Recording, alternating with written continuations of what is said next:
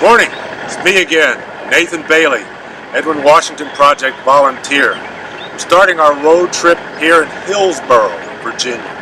Doing this for a couple reasons. It's the early 1900s, and as before, people are still traveling to school primarily on foot.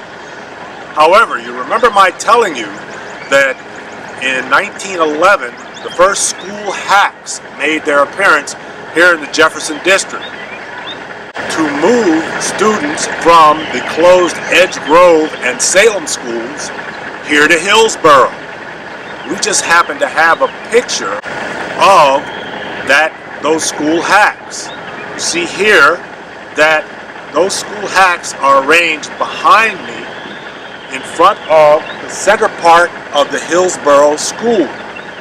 Back in the early 1900s, presumably after 1911, when hacks were introduced into this county, those two additions were added.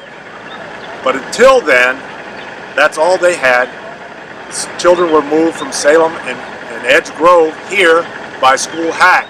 This was primarily just for white. In fact, it was probably exclusively for white students. Okay?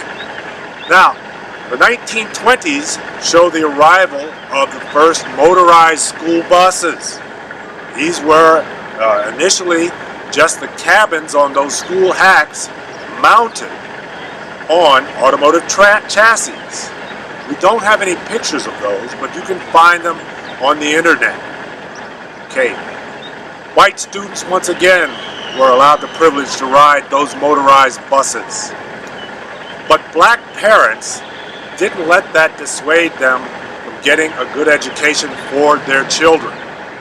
The one-room schoolhouses went from grades 1 to 7.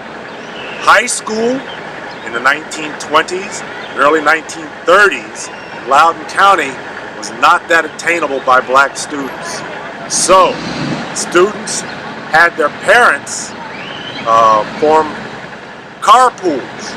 They would ferry students to the Manassas Industrial School. Some students even went as far away as Hampton and Baltimore to get a high school education.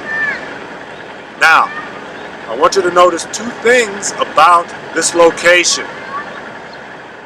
It's right off Route 9, okay? Easy access even back in the early 1900s. It's stone, all right? Solid. Probably didn't allow a lot of drafty air in the winter. We're going to now move to the colored Hillsboro School. So please, stay with me.